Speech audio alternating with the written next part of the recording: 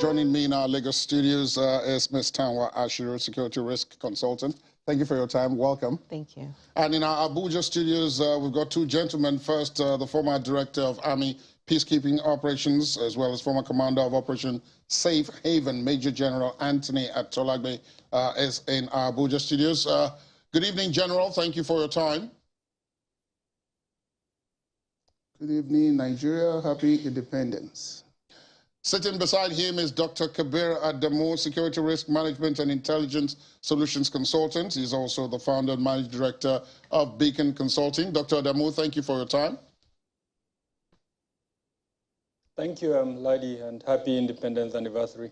Same to all of you. Let me start. The ladies first is what we are told. So let's start off in Lagos with Ms. Ashiru. Ms. Ashiru, first we listened to the report, which tended to highlight a couple of things. Then we listened to the president, who also highlighted a couple of things.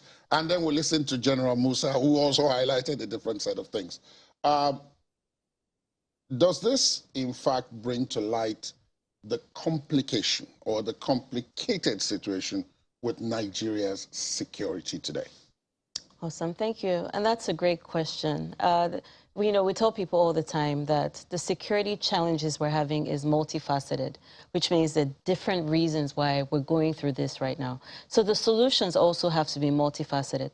But I actually want to start off with some of the good. If we're looking at Nigeria at 60 and then 61, now we're 62 years old, what are some of the good things that have happened in the security space? So first of all, like we saw, there's been an increase in funding. That's almost 3 times what it was 7 years ago. So that's good. Also, the purchases of new equipment, that has been helpful. In fact, we've seen as well in the Northeast, like the General said, a lot of attacks have reduced. For those of us who track the data, who are looking at the trends and the patterns, that's actually very good as well. And also, I can't negate the maritime space as well.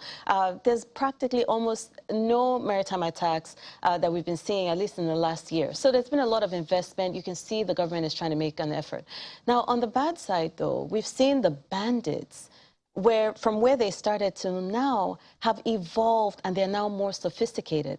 They're taking on not just helpless students or helpless communities, but now taking on the military as well directly. Their equipment are even more sophisticated now these days. We've also seen this same Boko Haram, or the terrorists at least, who used to operate in the Northeast, now spread to other parts of Nigeria. So at least they've claimed attacks that we know of in the Northwest and also in the North Central, places like Niger State, Kogi. I mean, it's very scary things going on there. Finally, also, oil theft has increased significantly. And also in the Southeast, we're still dealing with this issue of stay at home. People still get attacked if they're just trying to go about their regular days. So cultism, so a lot of these things still persist. And what that tells me is that the strategy perhaps needs to change a little bit. And going forward, I hope this is one area that the government will be open to. How do we start looking at decentralizing security? I say that because one other major trend we've been seeing are the state governors stepping up and saying, you know what, we're tired of waiting for federal. We're going to start taking matters into our own hands and start setting up our own security architecture. And so that just tells us that, look, perhaps the structure we have is not as effective. The security challenges are local, and so let's start looking at how we can tackle them on the local level. Before I go to Abuja and my guests there, we've got a studio audience here that's apart from those who are joining us on the various platforms. There are people who are actually here in the Lagos studio. There they are. Of course, they're listening to all of this. And in the course of the program, we hope, if we have the time, to be able to get some feedback from them. But thank you all for being here this evening. Now, let me go to Abuja, where the General and Dr. Adamu are. Let me start with you, General Atolagbe. The Army, in particular, has come in for criticism, given the security challenges that we are faced with, and because the Army is front and center. But there are those who have argued that the Army should not be front and center in local security challenges. The Army is supposed to be defending the national borders. But the situation is what has brought in the Army. With what Ms. Ashiru has said about improved infrastructure in terms of equipment and possibly welfare that we've heard of as well, Has that been a good or a bad thing if you look at it from the background that we were coming? Thank you, Ashiru. If we look back from where this government came in from, we will realize that there were a lot of problems when they came in. We had bombings, several attacks across the entire horizon. From my own understanding of what has happened in the last 2 years, I take it that there is no body that has a kind of life to live that does not experience some level of challenges. As human beings, during the period of our growth up to adulthood, and perhaps to the end of our time, we keep facing one problem or the other, even though there will be some hours of happiness and so on. So it is with the life of a government and of a nation. Those who were at the helm of affairs, well, we had been considering issues that had to do with contemporary challenges. And some of us asked then that, if we talk about contemporary challenges, what about future challenges? And this is what is started to play out now. What is playing out is that there are other new problems that I imagine. We were having bombings before, now it has graduated to kidnapping. There were no problems on the northwestern part of Nigeria, now there are problems on the northwest. So we needed to have done a kind of comprehensive assessment of the entire situation, pick from whatever is going on in other countries and see how we can relate with what is happening here. So what is now playing out is that it's taking us, based on these challenges, we needed to start, doing reviews. And in the process of doing these reviews, what does it entail? We need to do some evaluation and see what are these problems. Are the equipments we are having, are they enough? Are they adequate to take care of these problems? And those were the ones that created some gaps. Well, today, the story is getting improved or getting better. I want to say that from the perspective of considering the issues of welfare of soldiers, the operations itself, the logistics, as well as other platforms that are provided for the troops to fight. Things are getting better now because of some of these reviews that have been done. And these reviews are giving reason to government to embark on procurement of these platforms like the aircraft and those tanks we saw earlier. So, and I think this is what is giving us the results that we are getting. What is more, aside from the operations that were being conducted before, we are now seeing that, yes, we had the challenges coming from other areas. So instead of us to look at it from the fact that perhaps it's not easy for us we don't have enough troops to go to some areas because the challenges were just beginning to emerge. No. Now, we are pulling all the resources together. We are engaging on all the other fronts, and we are hearing that at most of the conflict environments, things are getting improved. And Let me put you on pause, General. Let me put you on pause, General, and ask. Let me put you on pause, General, and ask Dr. Adamu this. There are those who said that we expected too much to start off with, and that when you are faced with insurgency of the type that we are faced with now, and we were faced with when the administration came to power in 2015, it's not a sprint, it's a marathon. And that in the course of that marathon, so many things would happen. They point to the example of the United States in Afghanistan, and that in spite of spending 20 years there, it left, and those that it overthrew are now back in power, in spite of all the money and all the equipment and everything. That's all. Was it that we didn't understand the nature of what we are confronting, even now, that we don't understand the nature of it, and that's why our attempts to tackle it have fallen short from time to time? Thank you, Ladi, and once again, happy Independence anniversary. There is some truth to that assertion.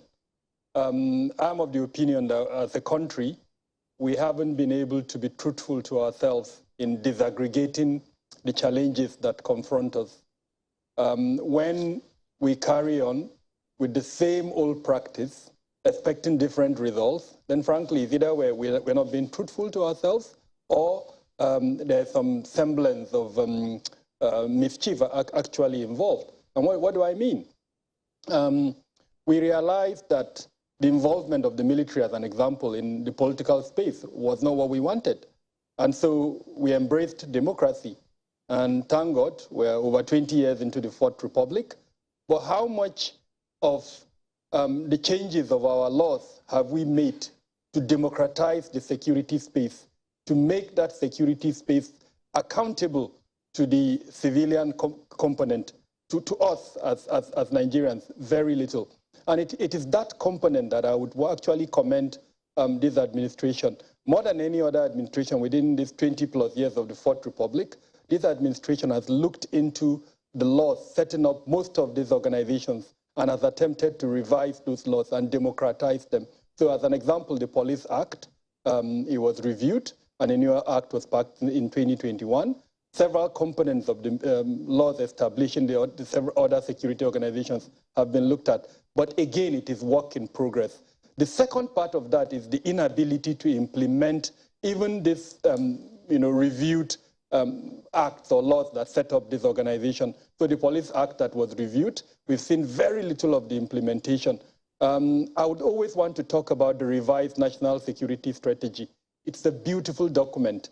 Any Nigerian who picks that document, in fact, most of our international partners who pick that document are happy about its promises. We were told in that document that there will be a shift, a paradigm shift in security from a state-centered approach to security to a citizen-centered approach to security. Unfortunately, since 2019, when that document was launched, we haven't seen much in terms of the implementation of the promises within that document. The various ministries, departments, and agencies that were supposed to pick from that strategy and create operational documents that would align into that document. We haven't seen that yet. So when my co-discussant talked about contemporary challenges and future challenges, that document actually envisaged it. It talked about things like unmanned aerial vehicles that could be used to launch attacks. It talked about food security, health security, and how to achieve that. So in summary, our expectations, I do not think as a Nigerian, if I'm expecting to be secured, my expectations are too much. No. However, should we judge the performances of this administration within the 7 years that it has lasted on the basis of that expectation to be secured? I think it should be measured in the sense that it inherited several challenges. It has attempted to address some of them. In certain areas, it's been very successful. And in some of the areas, like what I pointed, there is more should have been done, especially in the implementation of some of the revised act that it did. Let me come back to Lagos and Ms. Ashiru. The President, General General Buhari, had said upon assumption that he was going to tackle this issue of security. But as he admitted earlier on today, as they were tackling,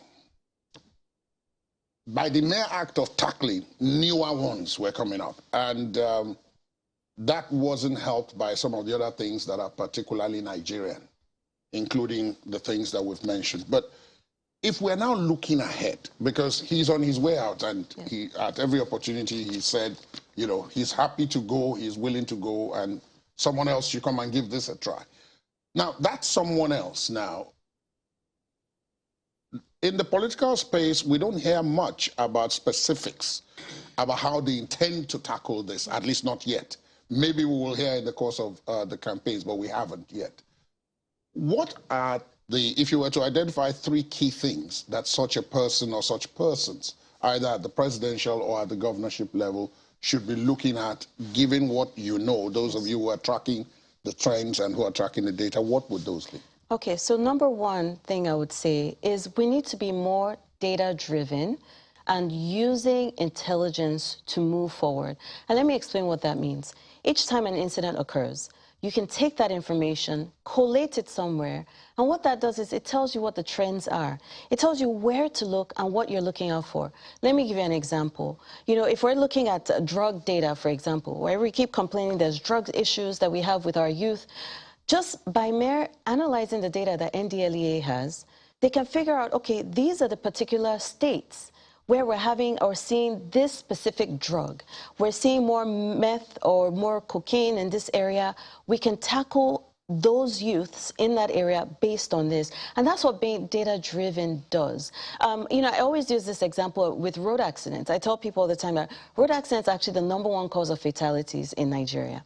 So if that's the case, if you're gathering that data, you should be able to say the exact road, the exact junction where these accidents tend to occur. And then you can put measures in place, put the speed bumps, put the signage, and all those things you need to do. So we need to really do that going forward, especially even in the military as well. When you're using intelligence to move, then you know exactly where you're going. You know what the terrain will be like. You know, the general earlier mentioned about, you know, the terrain, the weather. We hear this every single year. It's going to rain every single year. You know, if specific and parts it's something we have to bear in mind. Exactly, and use that going forward. So that's #1, is intelligence and data-driven. The second thing I'm also going to say is about unity.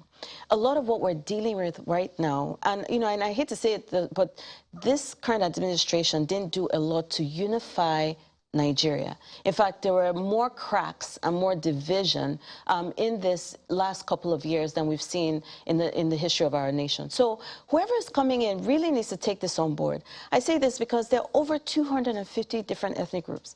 We grew up here. Today is Independence Day. We grew up learning, oh, Hausa, Igbo, Yoruba. So what about the remaining 247? So there are a lot of minority voices that are not being heard. And this is an issue. I say that now, if you think of, I remember seeing an interview with Bello Turji, one of the notorious bandits in the Northwest. And Bello said that one of the reasons why he started this banditry thing that he was doing was that his father, he saw his father have issues with farmers herders. And instead of the police to help resolve it, they kept extorting him. Bello says, I saw our family go from 200 cows to 2.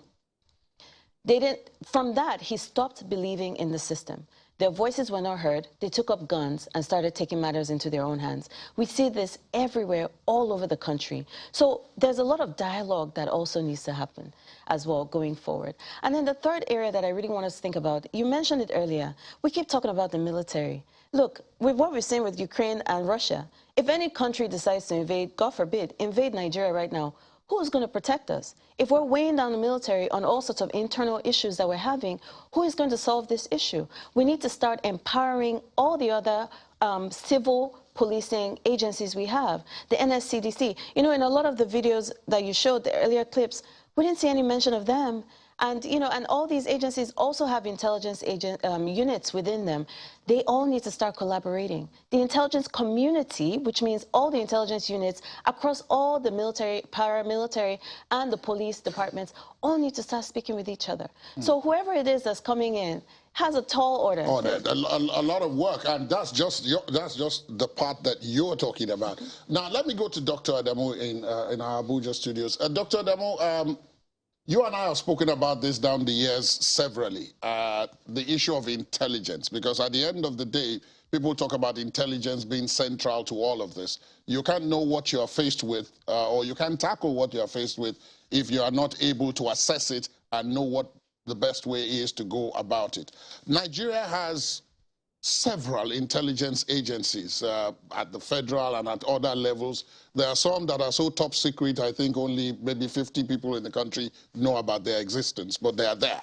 And so the question that one asks all the time is, if we have this many agencies working on intelligence, how come we are not able to predict where the bad guys are going to strike and be better prepared to receive them when they eventually show up? So I think there's an assumption there that we're not able to predict. What if we're able to predict and we still allow them to come and attack? It sounds ridiculous, but there's a lot of perception and belief within certain quarters that that is currently happening, and that is why some of us have actually advocated that we should copy or go the way of the UK and to an extent that of the US, and have a standard unit within our security architecture that would look closely at, so intelligence is a cycle. And I agree totally with what Mrs. Tamwa has said about the relevance of intelligence within our security architecture. Now, that cycle, the last point of that cycle is the dissemination of intelligence. So if we do have that standard unit or department, what it would do is it would be able to look at the dissemination, who did it go to, what did that department, that body, that individual do with the intelligence that he or she was issued with. And if it's found out that there was some level of either nonchalance or complicity in certain areas, or even inability to take action on what has been reported, then that person will be held liable. Holding that person liable would mean either prosecuting that person, relieving him of his position, if it's clear that his inaction led to perhaps an attack where property was destroyed or individuals were killed. That, I think, is absolutely important. We've seen instances, like your report highlighted, several cases of attacks that occurred, and feedback, information that followed them showed that there was intelligence before those attacks, and certain persons refused to do what they were supposed to do. So having that kind of unit with the requisite authority to take responsibility, I think, is very important for the next president or government to come into force. Right. General Atolagbe, as a military man, you mostly are very careful with what you say, especially when you are in the military or even when you are on the reserve list, as we are told. But I must also ask that within the military, from inside the military, that we have heard that they themselves would like some things, and that the assumption must not be made that everything is honky-dory because they are command and control organizations. So again, I ask you the question that I've asked my other two panelists, which is that from the angle of the military, particularly the army, which is the one which is really spread thin. The last I checked, the army was in 33 states of the Federation under various operations and theater commands and so on. What is it that an incoming administration can put in place to help ensure the better effectiveness of Nigeria's army? Okay. I had served in the military, and I had commanded both at the UN and as well as in Nigeria. When you go out there, you are possibly given almost everything to work with. But back here, we make do with what is available, and we try as much as possible to make sure that with what is available, we are able to achieve results. Beyond the call of duty, sometimes you may need to take some other measures, so that you make things to work within your command. And what are we saying here? There are instances where you are working in an environment and you find out that perhaps all the equipment that you require are not there. The Army has what we call order of battle, in which all the equipment that we are supposed to be given are listed there. But due to paucity of funds and other commitments of governments in other areas, it's a little difficult for them to be able to meet all this. I used to think, and perhaps if we were given a voice, that if there was a commitment on the part of government, regardless of which one is there, perhaps you draw a long-term plan to equip the system, then it will be easy for us to get those necessary equipment that we require, and then the troops will be able to get more results from their operations.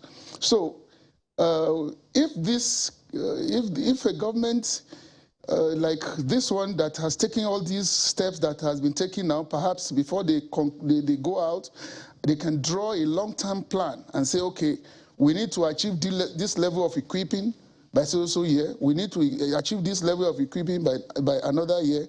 Then we will be sure that, yes, this equipment will come in, and then we'll be able to meet the level of equipment that is required to face the challenges that we are facing and the ones that we are likely to face in the future. And these are very key areas that perhaps people need to look into, not just haphazardly needing equipment and then we go and start looking for how to get money, but if these things are drawn and kept for other, even if it's another government comes in and they are made to key into it, you just see everything is being done in a very easy and appropriate manner. That's it. I'm told, of course, that we are slowly running out of time, so my guests are going to have two more minutes. But those 2 minutes, I want to use them to address another thing that has assumed a larger-than-life dimension when we talk about security challenges. And this one has to do with our pocket. And I'm talking about crude oil theft, which is a security challenge, which is now affecting the country. Let me start, in this case, with Dr. Adamu in our Abuja studios. Dr. Adamu, we've heard so much about the security challenges in terms of all these other aspects that we've talked about. But the case of crude oil theft has been low-lying, and suddenly it has now emerged from inside the water out as a monster on its own. What are we supposed to do to tackle that? We've talked about what is going on. What are we going to do to tackle it? I think I'll just mention 2 words, honestly. Accountability. Accountability. On the part of who? Accountability on the part of who? We need to hold them. So that's what I'm trying to explain. Hold the security departments that are in that region that have responsibility accountable. It's unfathomable, really, for me to wake up and see that we have checked that responsibility and we're actually giving that responsibility to a private individual. The budget that we pass and that the monies that are allocated to these organizations, what happened to them? The resources that are at their disposal, what are they using those resources for? When this matter is of such significance to our national existence, to our economy, and yet we're allowing it to continue. Frankly, it's ridiculous. The quantity that we're discussing are not quantities that you put in a drum or a quantity that you put even in a tanker. We're talking of quantities that are moved at such level that it's embarrassing for me to, as a Nigerian, to even discuss it with members of the international community. So again, accountability. The security departments that are in that region that have responsibility for ensuring, especially the protection of our maritime border, I would hold them responsible. I know there are several elements of this, including, for instance, what has been called official bunkering. But if we introduce accountability and someone is held accountable for what he has been asked to do, all of this will come to an end. General Atolagbe, what do you make of this? I mean, you've commanded Operation Safe Haven, even though it's not in an oil-producing area, but the issue of local communities and complicity with economic crimes is something that happens right across the country, except that this one is in the case of crude oil. Well, in some research work that have been done, that aspect is referred to as the socio-political problem. And there are other areas which has to do with economy as well as the aspect of price variation in the crude oil market. And these are some of the reasons responsible for COT, that's crude oil theft. And what is possible, what is happening now is that, first, the aspect has been brought to light, and it means something urgent needs to be done about it. And trusting this government, we're sure that now that this thing has come before everybody's eyes, because when you are stealing something, it's done, perhaps through some close and sharp movement and cutting corners. But now that it has come to the knowledge of everybody that certain things of this nature are going on, I'm sure government is going to make effort. There's a native report, sometimes before this government came in, which spelled out how to prevent COT. And perhaps if something can be done, perhaps they can lay hand on this kind of document. They wrote about how each liter of crude that is pumped out of this country, both incoming and outflow, is accounted for using some technology. And if we can key into some of these areas, we may not be able to stop everything in an absolute manner, but perhaps to some reasonable extent, we'll be able to curtail and get some good results from the actions that we'll be taking. Ms. Ashiru, you have the final word on both this issue and on the segment, so okay, wrap it up for us. Awesome. I'm going to tell you a very quick story about an incident that happened. So it happened in Katsina. Illegal miners were going to mine a gold area, an area that they thought had gold deposits. And they got official government security personnel to come and protect them. Illegal miners with official government security. Thank you. Okay. I'm glad you picked that up. So now they paid each one of the government official, security force, 500,000 naira each. When they mined it, they found huge deposits of gold. And the security forces personnel came and said, hey, listen, you're going to share this gold equally. The illegal miner said, no, we've already paid you your 500K. There's no way. And they said, no, it's not going to happen. And a shootout then happened. 2 of the official government security forces personnel dead, 7 of the miners dead. What am I saying here? I can take this exact scenario and just plug it right in the Niger Delta, in these areas that have illegal bunkering. You've seen what those sites look like. If you were flying a helicopter or any kind of air asset, there's no way you can miss where this illegal bunkering is taking place. Or there's no way you can miss the assets that are taking the crude oil, where the crude oil theft is going to be. So what you're talking about essentially is complicity. Absolutely. And until we check that, we're going to keep having this issue with our resources in the country. Indeed. So much to chew, so much to talk about, so much to take a look at, both for the current government and incoming government. One can only hope that some of what has been said by my panel this evening is being noted down for action, both by the outgoing government and by those who are preparing to take the reins next year.